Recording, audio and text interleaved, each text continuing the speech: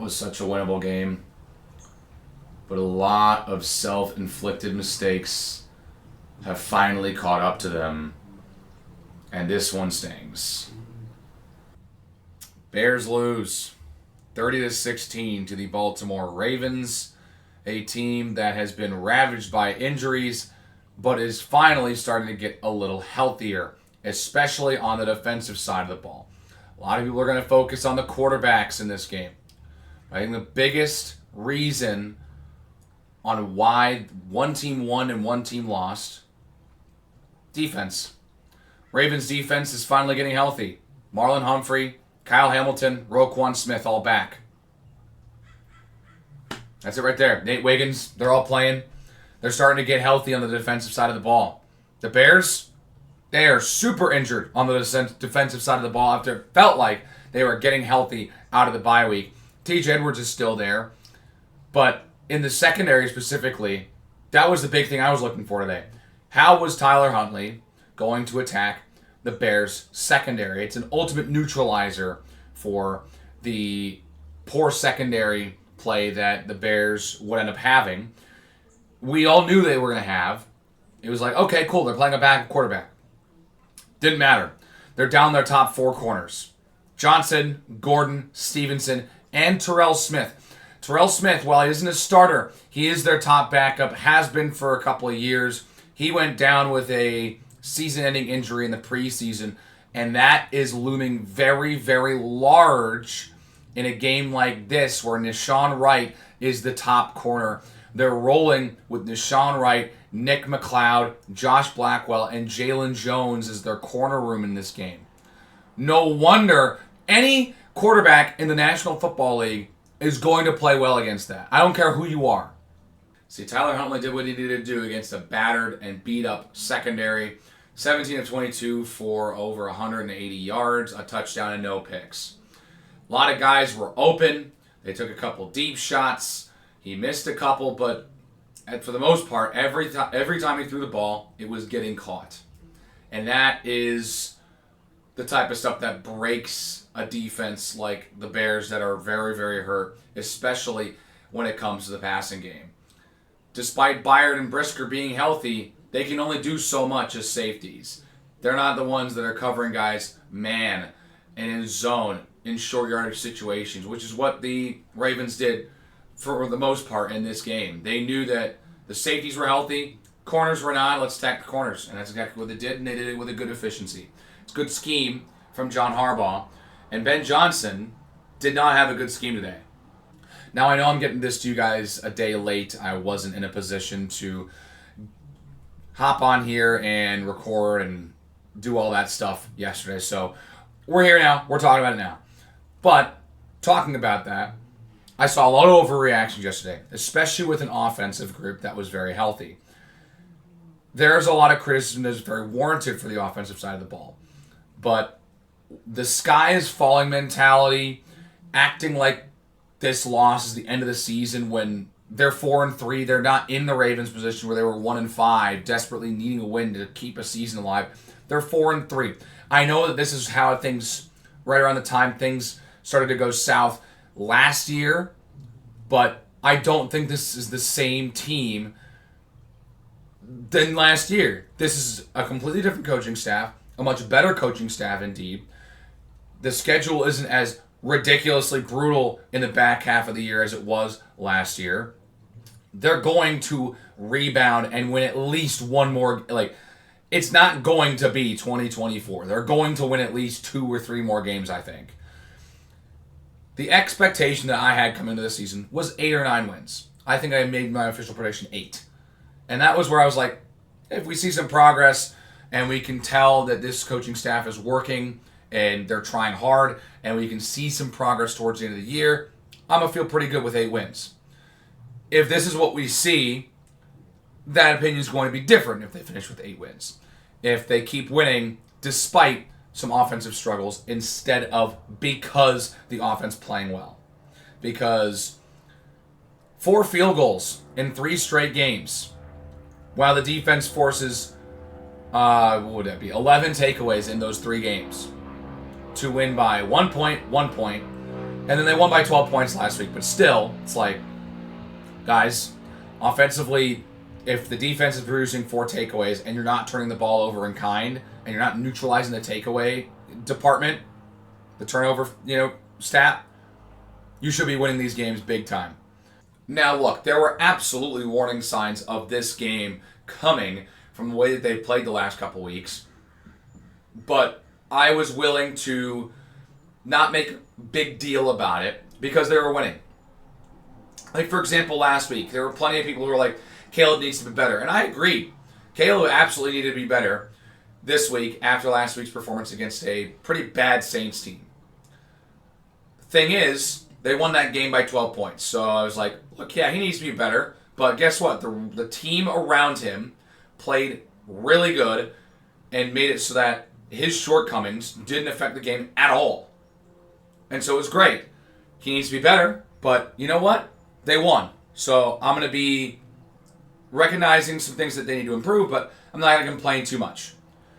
Now that they lost by 14 points, and this is the first time that they failed to score 20 points this year, and Caleb looked in a similar way than last week, yeah, I'm going to be a little more frustrated because now it feels like the team cannot get bailed out.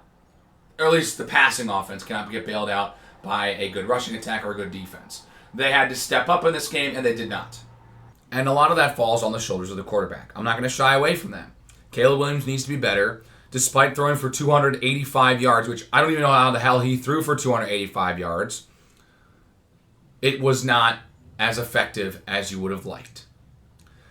And what we come to expect, and what we should expect. The thing is, I've seen a lot of people go completely ballistic after this game.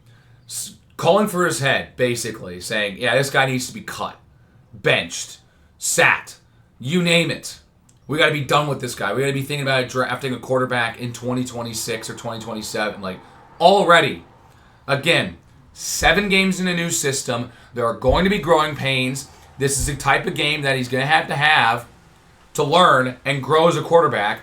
I know it hurt. I know it sucks to watch, but it's going to have to happen so that this coaching staff can see where they need to work on because they focused so much time over the last couple weeks. It's pretty clear they worked a lot on the rushing offense during the bye week with how they played the 2 weeks out of the bye week and how the passing offense has kind of struggled a little bit.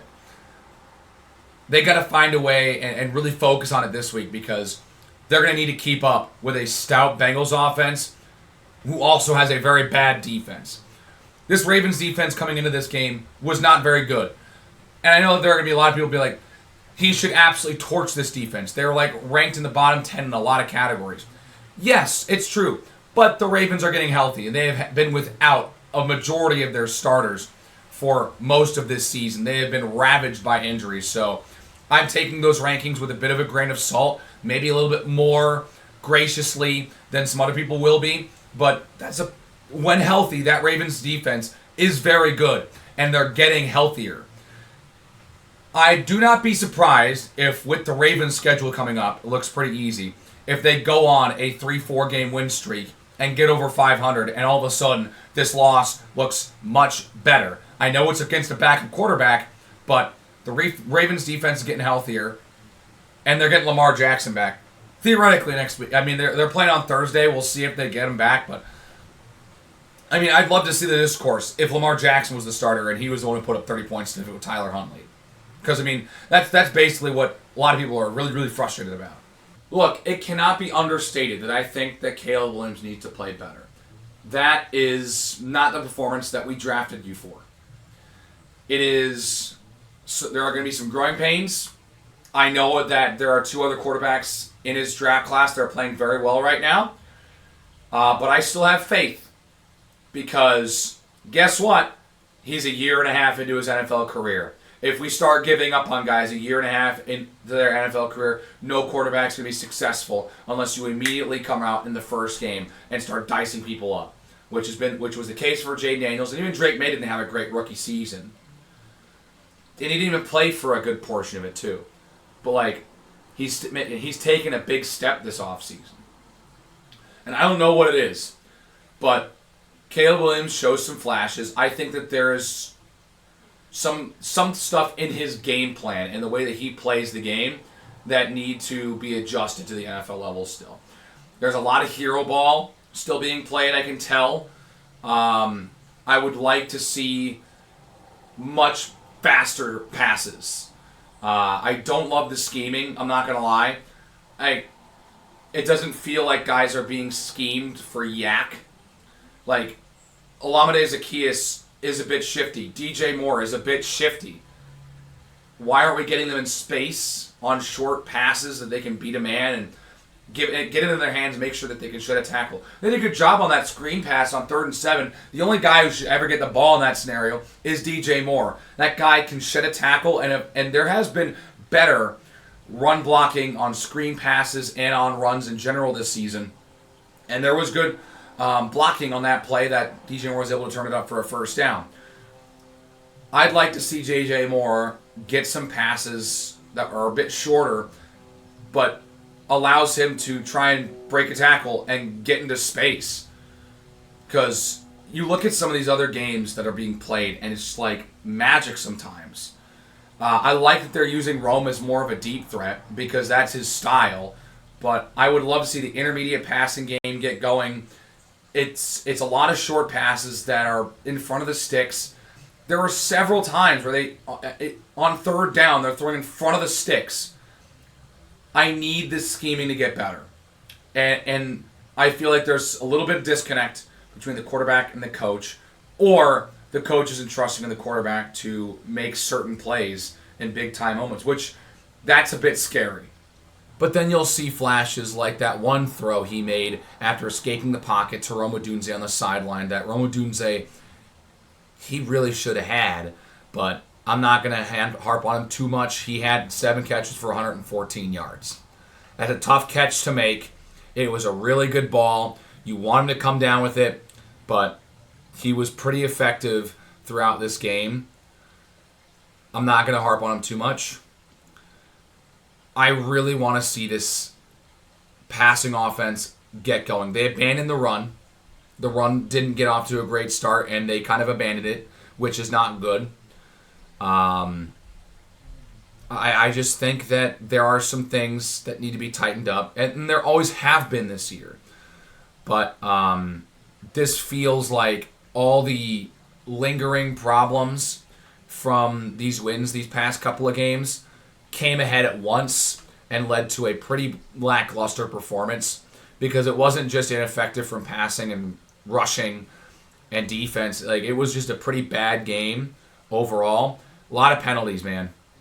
11 penalties. Plenty of them in big situations, 3rd downs, 1st downs even. Like, these are big situations that they're getting flagged on, and they're moving them behind the sticks, and there were a defensive penalty or two that was taken on 3rd down.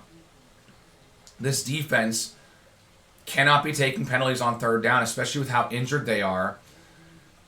It's giving the opposition free 1st downs, and it's not helping.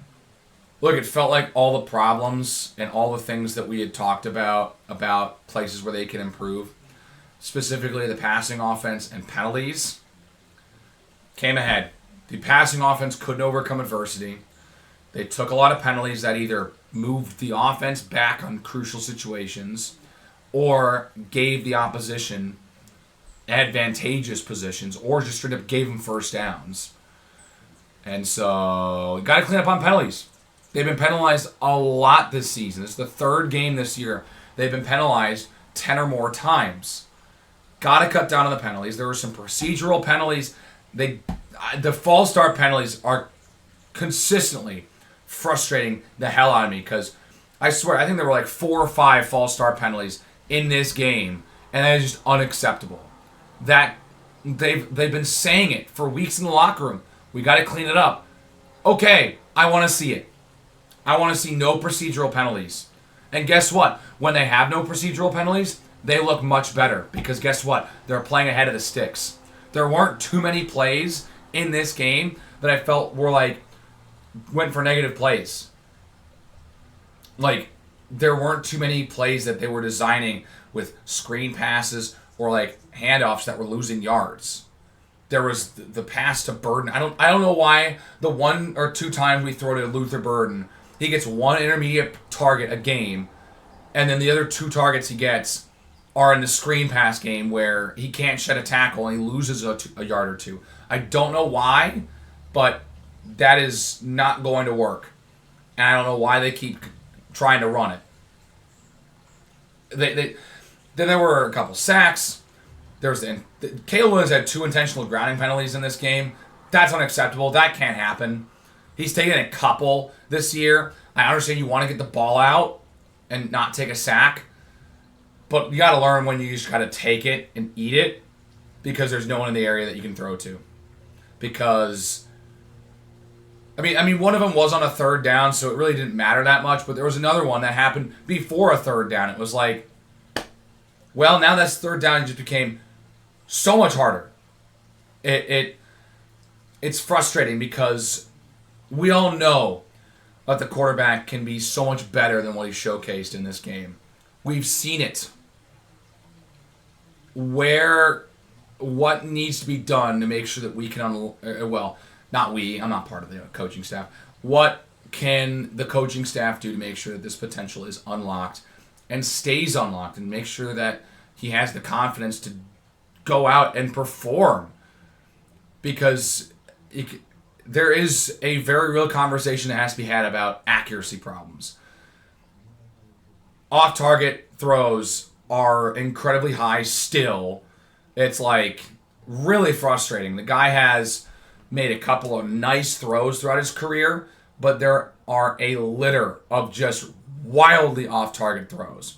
I don't understand what's going through his head and what he's learning in practice and what's going on. But it makes me nervous because I know he can be better. The staff knows he can be better. The fans know he can be better. We just need to see it now. And outside of that game against the Cowboys, he's been pedestrian this year. His rushing defense stunk again today. Over 175, yeah. This rushing, pivoting away from the quarterback. The rushing defense was very bad. Despite Derrick Henry being held to under 4 yards a carry, he still scored twice and had over 70 yards because he got the ball so many times. He was picking up big yardage on 2nd and 7, 2nd and 8. It made these 3rd downs for Baltimore much more manageable. And guess what? They were converting a lot of them, it felt like. So, despite Derrick Henry not having, the astounding day he's usually known for, and he's a great player. He just passed Walter Payton all time for touchdowns in NFL history. He's 5th all time now. He's a good player. But it's frustrating because you know how well this Russian defense has played the last couple of weeks. That one hurts because when they got the ball out of the hands of Derrick Henry, they were much more lethal. The Bears schemed so hard for Derrick Henry that when they got it out of his hands, which wasn't very often, it was very effective. Keaton Mitchell, 4 rushes for 43 yards. Over 10 a carry. Tyler Huntley was, say what you want about Tyler Huntley. He is still pretty quick on his feet and can escape some pressure. And, there were times where they would get a little close to the quarterback, but the defensive line couldn't slow him down, and he's able to just escape and pick up some big yardage in these crucial scenarios to set up much easier 3rd down conversions. It really didn't feel like the Ravens were behind the sticks very often. And even then, there was a situation where it was 1st and 20, I think 1st and more than 20 yards, and they let him convert. The defense struggled in this game. You can tell injuries are starting to pile up, and they might be getting a couple more. And it's really, really frustrating because it felt like the defense was starting to get a little healthy out of the bye week. Kyler Gordon's back on IR. He played 2 games. Tyreek Stevenson ruled out for this game. And then during the game, Javon Dexter came off, though I think he did come back into the game. I really hope that he isn't hurt because despite the defensive line doing absolutely nothing, they need Dexter in that lineup. And not to mention Jalen Johnson's still hurt. So this defense is ravaged by injury. But the one position group that is very healthy right now, defensive line, Still can't do anything. 3 total quarterback pressures yesterday. You want to know why quarterback Tyler Huntley was able to beat this team with relative ease? He wasn't feeling any pressure. He could do whatever the hell he wanted in the pocket. And when he was pressured, dude could escape because he's got some legs. Why can't we get to the quarterback? They're fully healthy. Sweat, Odangbo, Dexter, if he's going to be out for a game or two, okay, but he's not hurt long term. And then they just got Grady Jarrett back, who has done absolutely nothing. Those are 4 guys. And they have done nothing.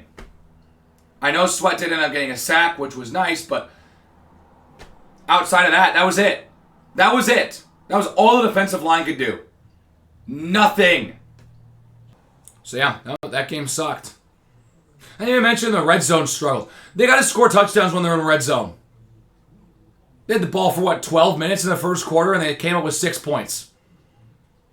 It wasn't a touchdown and a missed extra point. No, it was 2 field goals.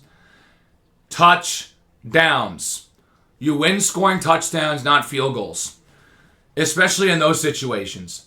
If you're in a rush, or, hey, you have a 4th and 15 from the 35-yard line, yeah, kick the field goal. That's different. But when you're in the red zone, and it's, a goal-to-go series on the opening drive, that has to be a touchdown. That's how you establish presence. That's how you make a name for yourself. That's how you establish yourselves. You held the ball for however many minutes in that first quarter, and by the end of the first drive of the second quarter, you're losing. You're losing. That game should have been 14-0. Should have been 14-0 before the Ravens were able to get a first down. If that's the case, it's wildly different. The game transpires in a totally different way. That is where they lost this game. That right there. They got to score when they're in the red zone. And the red zone struggles have been masked by great defense and a good rushing offense that has burnt some clock. But they got to make sure they're not kicking 4 field goals a game. They need to score 3 or 4 touchdowns in a game. They haven't done that since week 3. They've scored 3 touchdowns twice this season. Dallas and Detroit. They need to put the ball in the end zone more. And that might be a bit obvious, but it has to be said. When you're settling for field goals on long drives, those are the ones that really feel brutal, right? If you have a splash play from the 25 that gets you into field goal range and then you stall, okay, hey, you were able to work 3 points out of it. But when you work the ball down the field for 7.5 minutes to open the game and you come away with 3 points, that sucks. That stings. That needs to be a touchdown. So it's a big learning week. You got to go take a look at that film. There's a lot of things to improve on. There always are, but more so in this week than others. I think it's a nice humbling experience for this team after winning 4 in a row. Maybe despite some mistakes and miscues, they're still able to win football games, which is a good thing. Don't get me wrong, it's a good thing. The Bears haven't been able to do that at all in the last half decade, win despite some mistakes. But they're going to need to play a very good game, I think, to beat the Bengals next week. Anyways, we'll see if they can rebound. That's something that the 2024 team couldn't do after a bad loss to Washington last year. This is not as heartbreaking, but still it's a bad loss nonetheless. We'll see if this team has some fight left in them, or if they're going to replicate the 2024 Bears and just stop playing and quit. I'm looking and hoping for a big rebound game against the Bengals. That's it. I'm done here. So give the video a like if you enjoyed it. Hit the subscribe button if you really, really liked it. Keep this conversation going in the comment section below. Let me know what you think about this one. And how nervous are you going forward for the Bears season, despite being 4-3? That's it. I'll see you next time. Without further ado, I'll see you.